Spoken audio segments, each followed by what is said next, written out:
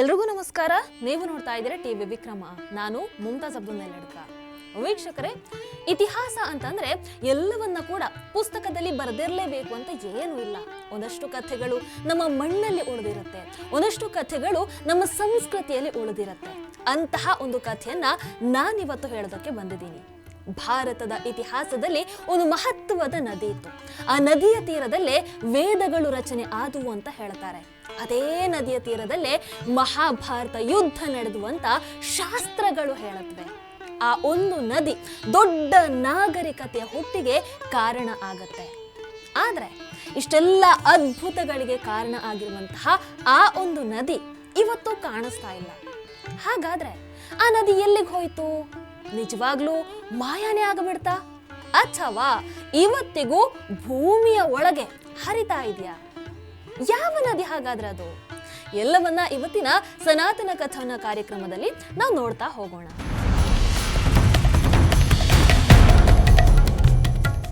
ವೀಕ್ಷಕರೇ, ನಾವು ಇವತ್ತು ಮಾತಾಡ್ತಾ ಇರುವಂಥದ್ದು ಸರಸ್ವತಿ ನದಿಯ ಬಗ್ಗೆ.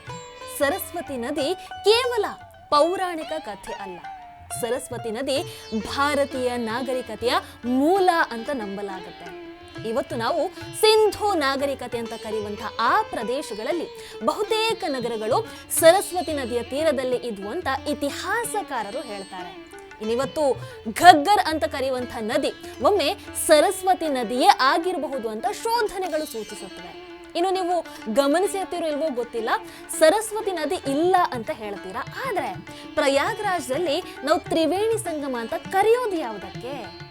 ಗಂಗಾ, ಯಮುನಾ ಮತ್ತು ಸರಸ್ವತಿ ಸಂಗಮಕ್ಕೆ ಅಲ್ವಾ?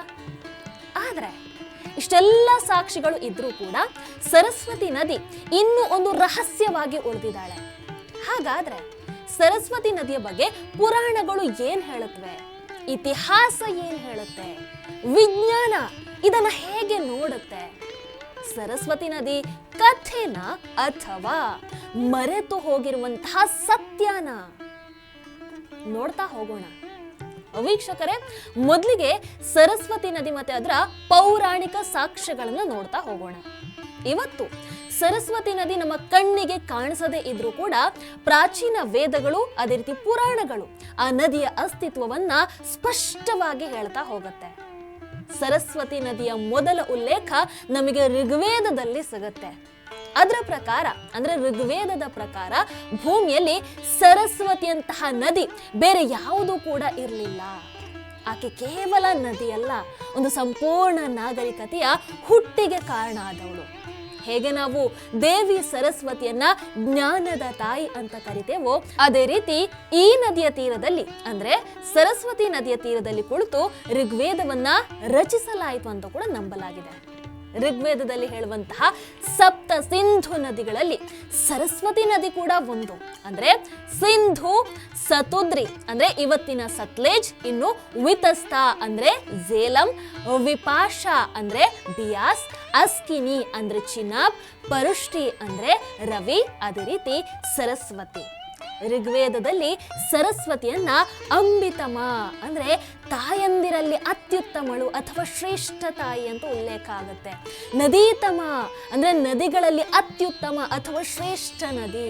ಇನ್ನು ದೇವಿತಮ ಅಂದ್ರೆ ದೇವತೆಗಳಲ್ಲೇ ಅತ್ಯುತ್ತಮಳು ಅಥವಾ ಶ್ರೇಷ್ಠ ದೇವತೆ ಅಂತ ವರ್ಣಿಸಲಾಗಿದೆ.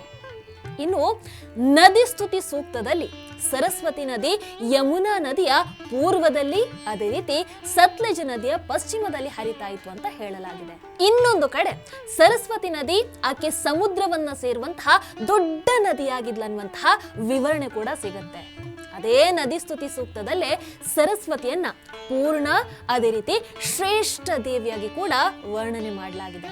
ಆದ್ರೆ ಸುಮಾರು 8ನೇ ಶತಮಾನದ ನಂತರ ಸರಸ್ವತಿಯನ್ನ ನದಿ ಮಾತೆ ಅಂತ ಕರೆಯೋದನ್ನೇ ನಿಲ್ಲಿಸಲಾಗತ್ತೆ. ಬದಲಾಗಿ ಆಕೆಯನ್ನ ವಿನಾಶನ ಸರಸ್ವತಿ ಹೀಗೆ ಕರೀತಾರೆ. ಅಂದ್ರೆ ಭೂಮಿಯ ಮೇಲಿನ ಹರಿವು ನಿಂತು ಭೂಗರ್ಭಕ್ಕೆ ಹೋದಂತಹ ನದಿ, ಹಾಗಾಗಿ ವಿನಾಶನ ಸರಸ್ವತಿ. ಇನ್ನು ಉತ್ತರ ವೈದಿಕ ಕಾಲದಲ್ಲಿ ದೇವಿ ಸರಸ್ವತಿ ಒಂದು ವಿಭಿನ್ನ ದೇವಿಯಾಗಿ ವಿಕಸನಗೊಂಡ್ಲು ಅನ್ನುವಂಥ ಉಲ್ಲೇಖಗಳು ಕೂಡ ಸಿಗುತ್ತವೆ. ಮಹಾಭಾರತದಲ್ಲೂ ಕೂಡ ನಮಗೆ ಸರಸ್ವತಿ ನದಿಯ ಬಗ್ಗೆ ಸ್ಪಷ್ಟ ಉಲ್ಲೇಖ ಇದೆ. ಅಲ್ಲಿ ಸರಸ್ವತಿಗೆ ಅಂತರ್ವಾಹಿನಿ, ಲಕ್ಷ್ಮವತಿ, ವೇದ ಸ್ಮೃತಿ, ವೇದವತಿ ಅನ್ನುವಂಥ ಹೆಸರುಗಳನ್ನ ಬಳಸಲಾಗಿದೆ. ಮಹಾಭಾರತದಲ್ಲಿ ಬಲರಾಮ ದ್ವಾರಕೆಯಿಂದ ಮಥುರೆಗೆ ಸರಸ್ವತಿ ನದಿಯ ಮೂಲಕ ಪ್ರಯಾಣವನ್ನ ಮಾಡಿದ್ರು ಅಂತ ಕೂಡ ಹೇಳಲಾಗತ್ತೆ. ಅಂದ್ರೆ ಆ ಕಾಲದಲ್ಲಿ ಸರಸ್ವತಿ ನದಿಯ ಮೂಲಕ ಪ್ರಯಾಣವನ್ನ ಕೂಡ ಮಾಡ್ತಾ ಇದ್ರು. ವೀಕ್ಷಕರೇ, ಸರಸ್ವತಿ ನದಿ ಶಕ್ತಿಶಾಲಿ ನದಿಯಾಗಿದ್ಲು. ಅವಳು ದೊಡ್ಡ ಪ್ರವಾಹಗಳನ್ನ ತರ್ತಾ ಇದ್ಲನ್ನೋದನ್ನ ವರ್ಣಿಸಲಾಗಿದೆ. ಉತ್ತರ ವೈದಿಕ ಗ್ರಂಥಗಳಾದಂತಹ ತಾಂಡವ ಬ್ರಾಹ್ಮಣ, ಅದೇ ರೀತಿ ಜೈಮಿನಿಯ ಬ್ರಾಹ್ಮಣದಲ್ಲಿ ಸರಸ್ವತಿ ನದಿ ಮರುಭೂಮಿಯಲ್ಲಿ ಹೋಗಿ ಕಾಣೆ ಆದ್ಲು ಅಂತ ಹೇಳಲಾಗತ್ತೆ. ಆಕೆ ಮರುಭೂಮಿಯಲ್ಲಿ ಕಾಣಾದಂತಹ ಸ್ಥಳವನ್ನ ವಿನಾಶನ, ಉಪಮರ್ಜನ ಅಂತ ಕರೆಯಲಾಗುತ್ತೆ. ಇನ್ನು ಹಿಂದೂ ಪೌರಾಣಿಕ ಕಥೆಯ ಪ್ರಕಾರ ಬದರಿನಾಥದ ಹತ್ರ ಮಾನಾ ಗ್ರಾಮದಲ್ಲಿ ಸರಸ್ವತಿ ನದಿಯ ತೀರದಲ್ಲಿ ವೇದವ್ಯಾಸರು ಮಹಾಭಾರತವನ್ನ ರಚಿಸ್ತಾ ಇದ್ರಂತೆ. ಆದ್ರೆ ಸರಸ್ವತಿ ನದಿಯ ಶಬ್ದ ಇದೆಯಲ್ವಾ, ಅದು ಜೋರಾಗಿದ್ದರಿಂದ ಗಣೇಶರಿಗೆ ವ್ಯಾಸರ ಮಾತು ಬಹಳ ಸ್ಪಷ್ಟವಾಗಿ ಕೇಳಿಸ್ತಾ ಇರಲಿಲ್ಲ. ಆಗ ವ್ಯಾಸರು ಏನ್ ಮಾಡ್ತಾರೆ, ಸರಸ್ವತಿಗೆ ಶಾಪವನ್ನ ನೀಡ್ತಾರೆ ಅನ್ನುವಂಥ ಕಥೆಯನ್ನ ಕೂಡ ಹೇಳುತ್ತೆ. ಹಾಗಾಗಿ ಅವರು ಶಾಪವನ್ನ ಕೊಟ್ಟಿದ್ರಿಂದ ಸರಸ್ವತಿ ನದಿ ಭೂಮಿಯ ಒಳಗೆ ಕಾಣೆ ಆದ್ಲು ಅಂತ ನಂಬಲಾಗತ್ತೆ. ಸರಸ್ವತಿ ನದಿಯ ಅಸ್ತಿತ್ವ ಅದು ಬೌದ್ಧಿಕ ಮಟ್ಟಕ್ಕೆ ಮಾತ್ರ ಸೀಮಿತ ಅಲ್ಲ, ಅದು ಆಧ್ಯಾತ್ಮಿಕ ಲೋಕದವರೆಗೂ ಕೂಡ ವಿಸ್ತಾರ ಆಗಿದೆ ಅಂತಂದ್ರೆ ಖಂಡಿತವಾಗ್ಲೂ ತಪ್ಪಿಲ್ಲ. ನೋಡಿ, ನೀವು ಮಹಾಕುಂಭ ಮೇಳದಲ್ಲಿ ಪ್ರಯಾಗ್ರಾಜ್ನಲ್ಲಿ ಹೋಗಿ ತ್ರಿವೇಣಿ ಸಂಗಮದಲ್ಲಿ ಮಿಂದೆದ್ದು ಪಾವನರಾಗಿ ಬಂದಿದ್ದೀರಿ. ತ್ರಿವೇಣಿ ಸಂಗಮ ಅಂತಂದ್ರೆ ಗಂಗಾ, ಯಮುನಾ, ಅದೇ ರೀತಿ ಸರಸ್ವತಿ ನದಿಗಳ ಸಂಗಮ ಅಲ್ವಾ. ಸರಸ್ವತಿ ಇವತ್ತು ಅಸ್ತಿತ್ವದಲ್ಲೇ ಇಲ್ಲ, ಆದ್ರೆ ಆಕೆ ಕೆಳಗೆಯಿಂದ ಹರಿತಾ ಇದ್ದಾಳೆ ಅನ್ನುವಂಥ ನಂಬಿಕೆ ಇದೆ. ಅದೇ ಕಾರಣಕ್ಕೋಸ್ಕರ ನಾವದನ್ನ ತ್ರಿವೇಣಿ ಸಂಗಮ ಅಂತ ಕರೆಯುವಂಥದ್ದು. ಆದ್ರೆ ಇಷ್ಟೆಲ್ಲ ಮಾತನಾಡುವಾಗ ಇಲ್ಲಿ ಒಂದಷ್ಟು ಪ್ರಶ್ನೆಗಳಂತೂ ಹುಟ್ಕೊಳ್ಳುತ್ತವೆ. ಇಂತಹ ಪೌರಾಣಿಕ ಹಿನ್ನೆಲೆ ಇರುವಂತಹ ಸರಸ್ವತಿ ನದಿ, ಇಷ್ಟು ಮಹತ್ತರ ನದಿ ಏನಾಯ್ತು ಆಮೇಲೆ? ಇಷ್ಟು ದೊಡ್ಡ ನದಿ ಯಾವ ಗುರುತನ್ನ ಕೂಡ ಬಿಡದೆ ಹೇಗೆ ಮಾಯ ಆದ್ಲು? ಅದನ್ನ ಮುಂದೆ ನಾವು ತಿಳ್ಕೊಳ್ತಾ ಹೋಗೋಣ. ಸರಸ್ವತಿ ನದಿಯ ಅನ್ವೇಷಣೆ, ಅದೇ ರೀತಿ ವೈಜ್ಞಾನಿಕ ಸಾಕ್ಷ್ಯಗಳು, ಪುರಾತತ್ವ ಸಾಕ್ಷ್ಯಗಳು ಏನ್ ಹೇಳುತ್ತವೆ, ಇನ್ನೂ ಒಂದಷ್ಟು ವಿಚಾರಗಳನ್ನ ಮುಂದಿನ ಸನಾತನ ಕಥನ ಕಾರ್ಯಕ್ರಮದಲ್ಲಿ ನಾವು ತಿಳ್ಕೊಳ್ಳೋಣ. ಅಲ್ಲಿ ತನಕ ನೋಡ್ತಾ ಇರಿ ಟಿವಿ ವಿಕ್ರಮ. ದೇಶ ನಿಮ್ಮ ಕೈಯಲ್ಲಿ ಅಂದ್ರೆ ನಮ್ಮೆಲ್ಲರ ಕೈಯಲ್ಲಿ. ನಮಸ್ಕಾರ. ಟಿವಿ ವಿಕ್ರಮ, ದೇಶ ನಿಮ್ಮ ಕೈಯಲ್ಲಿ. ಈ ಕಾರ್ಯಕ್ರಮ ನಿಮಗೆ ಇಷ್ಟ ಆಗಿದ್ದಲ್ಲಿ ಲೈಕ್, ಶೇರ್ ಹಾಗೂ ಕಮೆಂಟ್ ಮಾಡಿ.